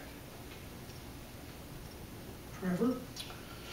So I've heard a number of times in the short amount of time as a counselor that there's a lot of things on here that are we would like to make a priority, but we can't.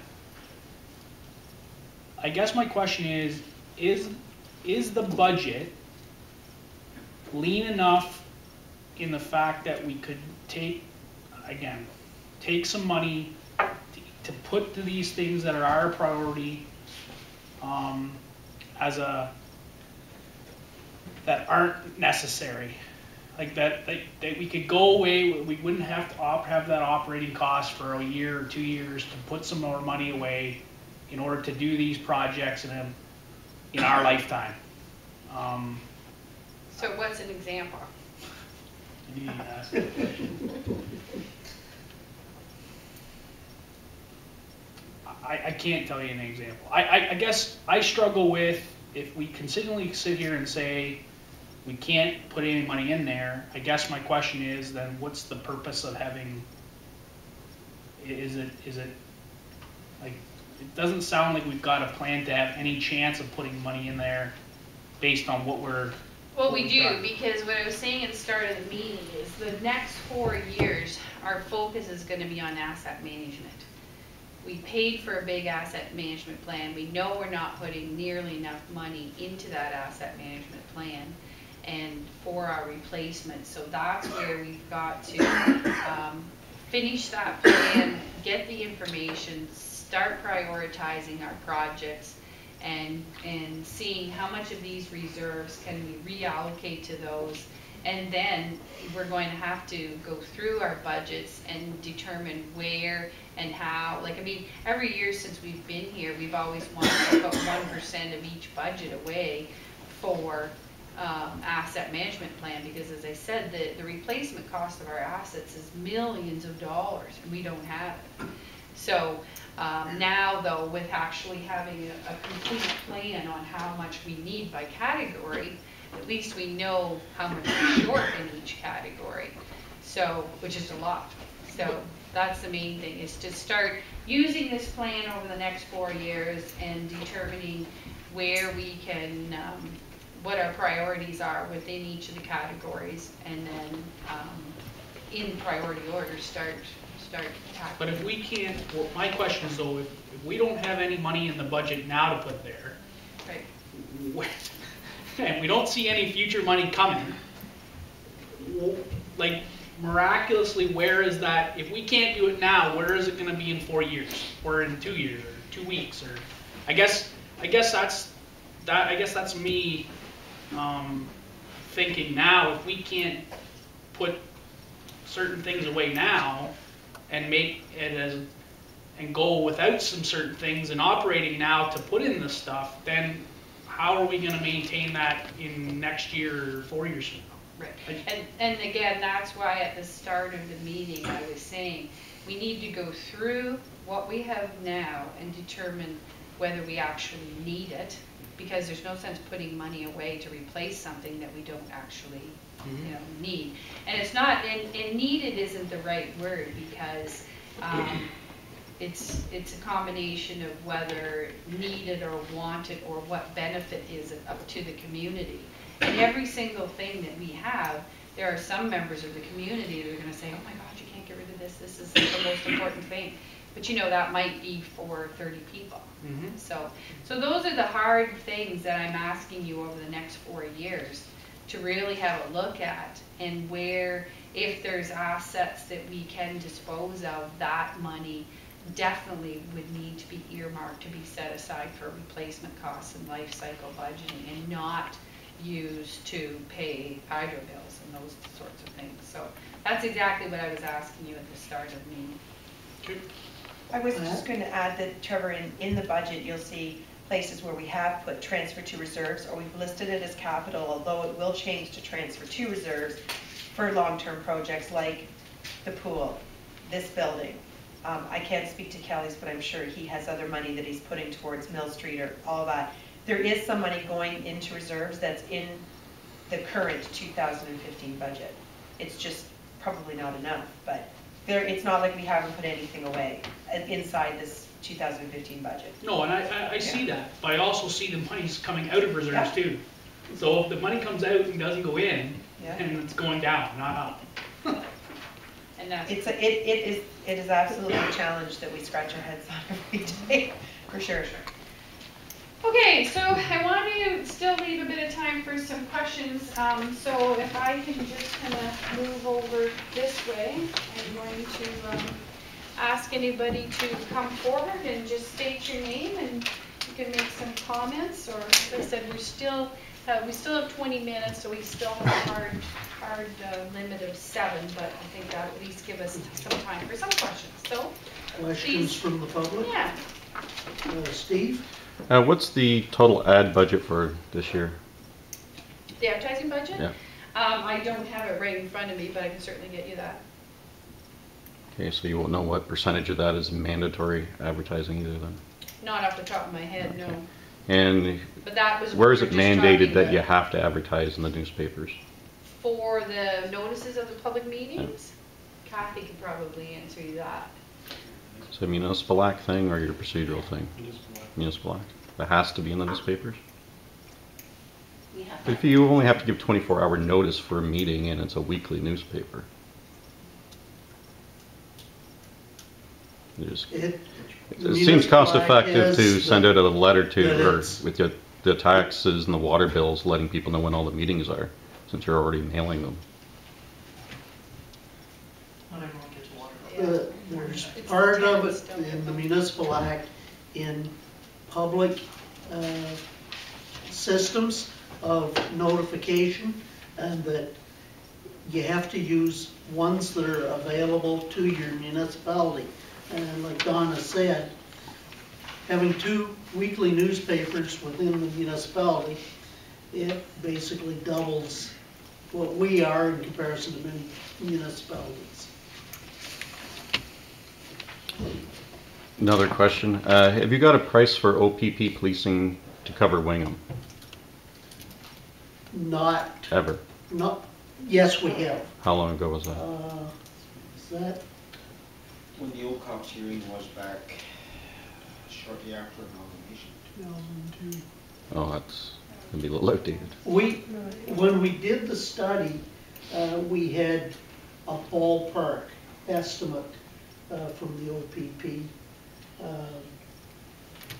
But I can't give you any figures from that offhand.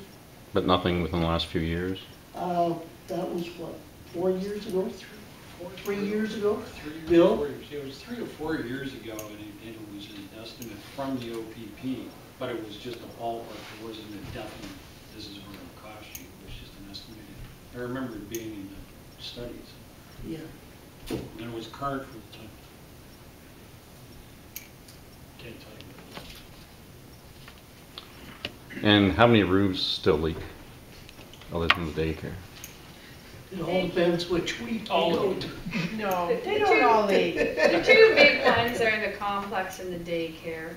Yeah, right now, those I'd say are the ones that are currently leaking. I'm just trying to think, and Memorial Hall, but there's a plan for that one to be completely replaced. It doesn't leak yet. No, it doesn't. I haven't received it all. Put the roof down. Needs But to that be- roof does need It's- replaced, yes, but that doesn't, I don't always wait till the roof leaks to be replaced, but it indicates a repair. We've also had roof diagnostic analysis done on quite a number of roofs, so we do have plans in place for when work needs to be done and what work needs to be done, but I could get you more data on that if you're interested. 4 on the docket for now. Out of how many buildings? 100 and No, some, 30. isn't it? No, we have like about 40 buildings. 40 buildings. But I'm waiting for the snow to melt, I'll let you know if that number goes up. Another question. How many facilities are heated with oil or propane or electricity where natural gas is available? There are none on oil any longer. The 2 that were on oil are off. And one is natural gas. And I believe the Belgrade is on propane because natural gas is not available there. That was the shed. And then I think only one building is, that I'm aware of, I can't speak to all the sheds because that would be Kelly, is on propane where natural gas is available. Yeah, the PUC shed is on electricity heating. And I guess you need to define availability of natural gas, because Which one? PUC shed down here on Main Street and the gas line, you have to. The extension of the gas line is consideration in, do you pay the gas line or do you continue to bite the bullet on the more expensive and not put a capital expenditure in for the line? The PUC building in Blythe is heated by propane, but I do know that Kelly is proceeding to look into that now. What's the Blythe Arena heated with? Propane. That's propane.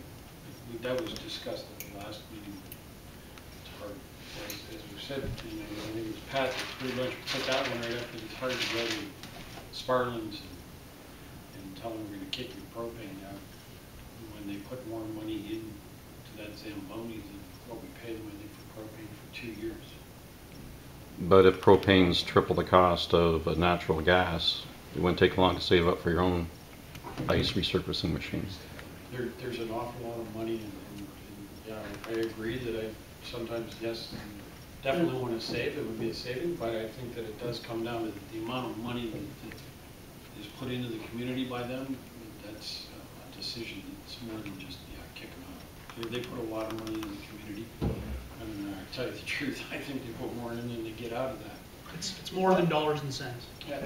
And the one thing with some of our buildings, it's a commercial rate that we're getting, not a residential rate.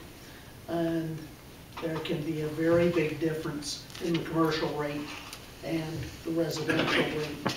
So that that has to be brought in as to what rate you're paying on the propane, because some of it going to the residential, you're paying more than twice as much on propane from the same company.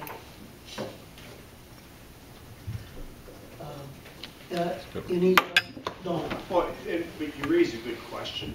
Like, we always wonder, like, as far as if we do a cost analysis of it, like, we generally shoot for like a 5-year payback on it.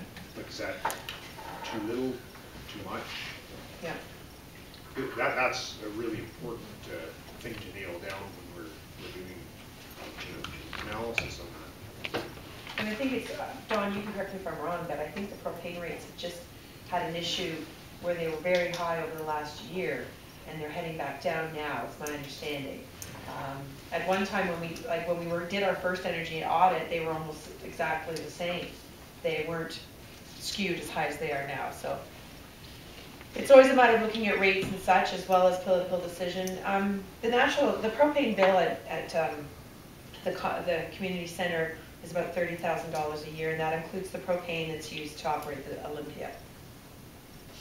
So, just to give you an idea what the total is. So what's the cost to switch all the equipment over, to run it, and everything else over the years? I'm not sure what the payback is, we haven't done that analysis. That is another question. The age of the equipment, probably the arena now is such that you can't just convert it by changing the orifices. You're going to have to replace the equipment. Other people that Anyone else? sorry, Steve, but I want to get other people from the gallery for a question or two, and then we can go back. Well, I'd like to talk, but I don't have a specific question, so let me just check to see if the others do. No, I'm good.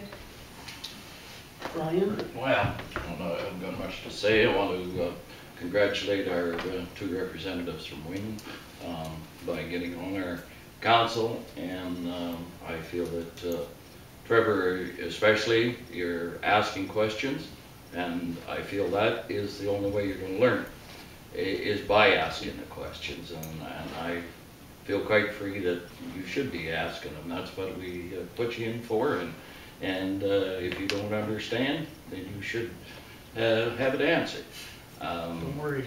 No, but that's what we've had too much before, where it's been, you know, all too much one-sided, I believe. Anyhow, you're doing, I want to congratulate you all. You are talking to a little over 2% for a budget. I feel that is fair in my opinion. You know, everything goes up in cost, so our taxes are going to go up a wee bit. There's no doubt about it. And if you can hold it in around that 2.5%, like I sure have nothing against with that. If it was 6 or 7 or 5 or 6, then you would hear me complain a lot more.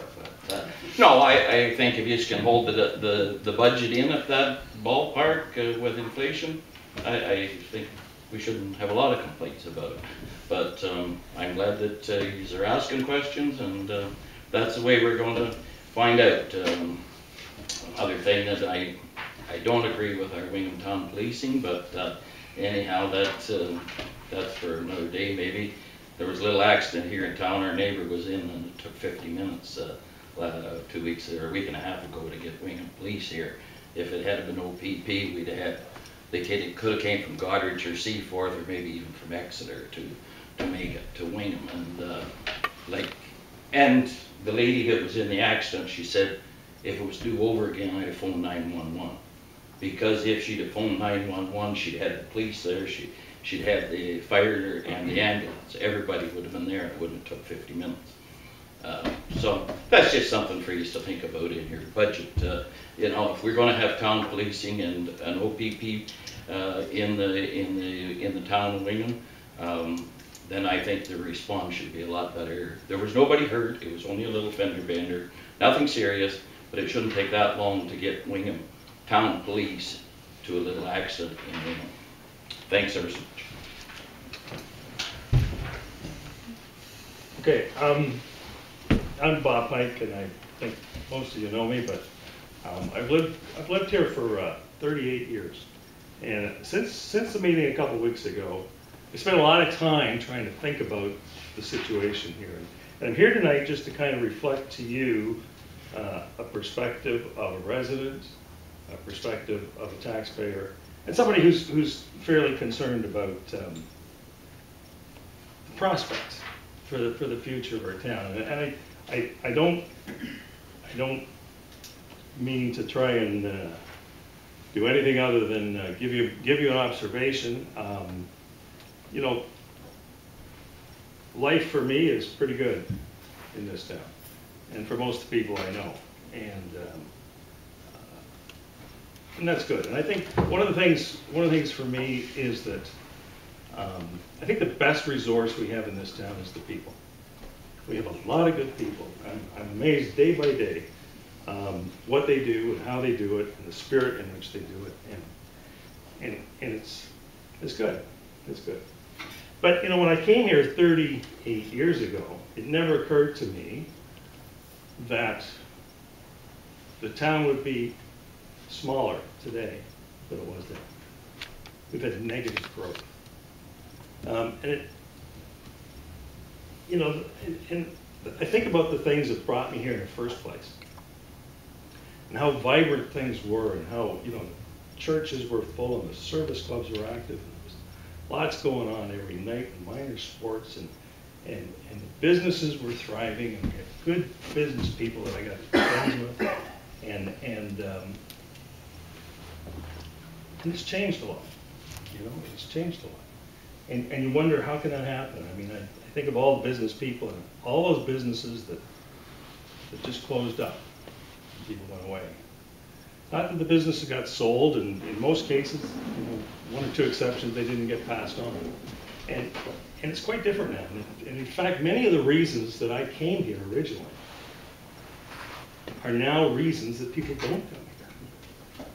And that's concerning to me. And when I came here, the capper when I came here from the city was that taxes were about half of what they would have been in the city. And that's huge when you're a young person, because, you know, the bank tells you how much you can put away per month on that, and the less the taxes are, the more the mortgage is, and the bigger the mortgage you get, you know, and $50 a month works out to about 10 grand in a house, you know, so you could buy a lot more house when the taxes are low, because you get it all at once. It all comes back to you.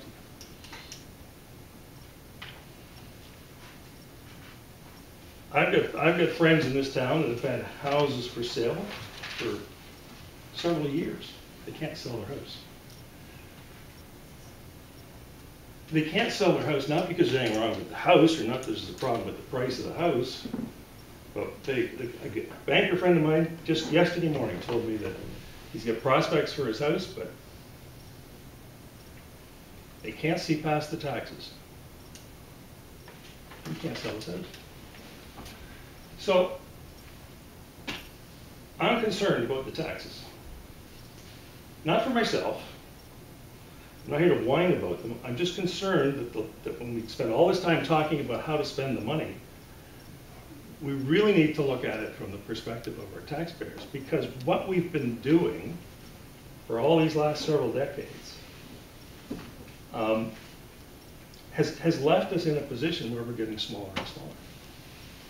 We've got a population that's very much aged, and that's going to be even a bigger issue for us down the road. Older people don't spend money. They don't need stuff. Okay? That's bad for business. We need the new people coming in. We've got a bunch of baby boomers like myself who are, moving into retirement, less income, fixed incomes. That doesn't augur well for the future. And so I really think we need to look at what the role is of council and what our objectives are. And if we keep doing what we've been doing, which is what this process leads to, we're going to keep getting what we've been getting, which is a great lack of young people.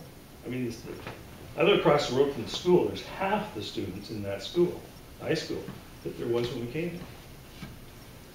There's just a lot, there's an absence of young people in our community. And it's the taxes, it's the level of taxes.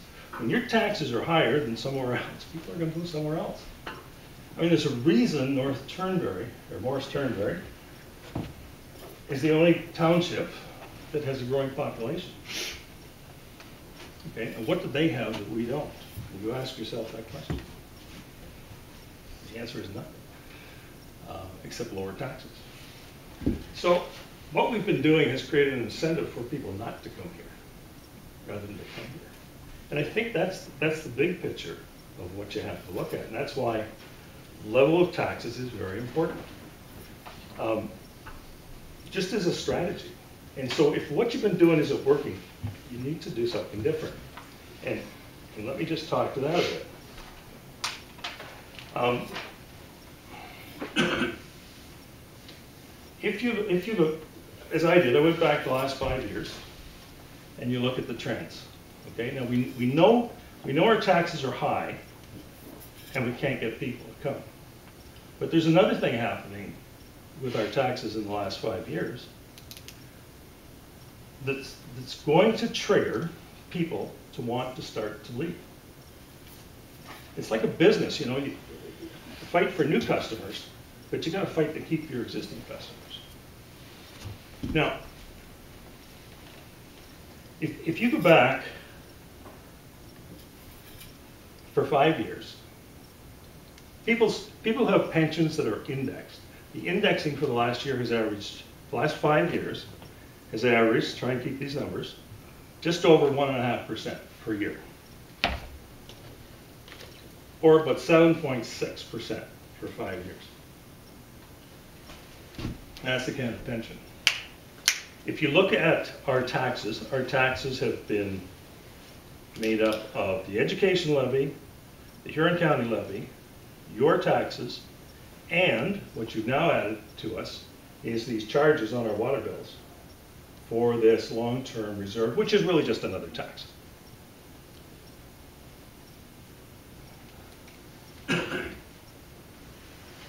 The education tax levy has been almost unchanged. Okay, I don't have last year's number, but the previous four, it was 1% for the 4 years. The Huron County levy, I don't know last year's, but it averaged 1.7% per year for those 4 years. You put those two together and make it for 5 years, it works out to an average of 1.1% per year, or 5.5%. All good. If you look at our taxes, our level of taxes, and there's a few reasons for this which I will come back to, but our taxes went from 3.8, your tax number went from 3.8 to about 4.7 million, which is an increase of 22% in 5 years. Since those 5 years started, you added this charge to us. Okay. We don't understand all the mechanics of this, but what we do understand is what comes out of our pocket. Okay, so that comes out of our pocket. Now that, if you take what you've added in those charges on those water bills, plus I think the bag tag since then, if you add it in, and you add it on top of the 22%, that means in the last 5 years, what we've been charged has gone up 34.8% from North Huron. Now that's sending the wrong signal to people. I know it's well intended, but again, what you're doing with it is not accomplishing what you're trying to accomplish in terms of bringing people here. I mean, I see the role of council is to set an environment where we get served the basic needs that we need, plus you create an environment where people will be attracted to come here so that we can sustain this town. And what I'm suggesting to you is we're reaching a point where we're not going to be able to do that if you keep doing exactly what you're doing. And the process that we go through, when you go through this line by line, it perpetuates exactly what we've been doing, okay? We look at something, and Trevor touched on this, quite right. Because you see it there, and because if somebody made a decision umpteen years ago that this is what we would have and this is what we would do, we just keep doing it again and adding numbers to it, okay? So for all these years, we've added, as you said, you know, you can add a nice 2% or 3% or whatever and think it's okay. But each year we've added to it and we haven't added to the number of taxpayers. So the burden just gets bigger and bigger and bigger and bigger, year after year after year. We're Okay. sort of at a time crunch. Okay, give me 2 minutes to wrap up. Okay, there's a couple other things. Well, let me give you 1 or 2. Okay, one of the things you do is you make decisions to spend money on a one-time basis. Okay, or a short period of time. But when you do this process, what happens is you take the budget from the prior year, you compare this year's, you never take out the one-time things that you do. Let me give you an example. Infamous money that we talked about before where we paid the school a portion of their development fees, $150,000. We put it in. We never took it out the next year. We spent it for other things, but we never reduced the base that we started from. So while we had a 3.8% hit that 1 year, it just stayed there for the next, and the next, and the next. Okay? And by not analyzing it that way, that's how these things keep accumulating. We have the same situation now with respect to, over the last couple of years, this whole business of the complex, and the money that we borrowed, and the interest that we paid, 180 grand. You know, we could reduce what we spend to account for that, but we don't. We replace it with other things. And every time we replace, we just get higher. So that's something that needs to be looked at, in my opinion, or a practice that we shouldn't do. And finally, I'm just going to say that we've got all kinds of assets in this town that we have invested in that are surplus. They're not part of our basic needs. They're not part of what we as taxpayers need. And those assets should be the source of the funding needed to do some of these projects that we will need to do in the future. In other words, we have surplus assets. We have things that are not basic.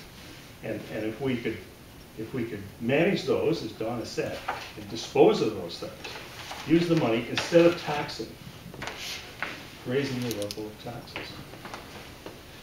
And finally, we do a lot of things again that aren't critical. We've got airport operations that certainly are critical. We've got museums and this house in Belgrade. All of these things were just costing us. We're just bleeding money. Okay?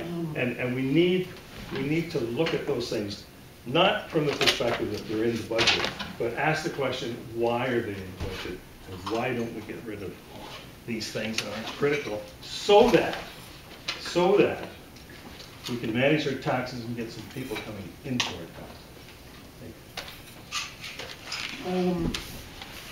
Very quickly, I'll make the comment at Good Roads Roma Convention. There was sort of a very strong groundswell to have two levels of provincial policy statement. For, I'll say, rural and small town.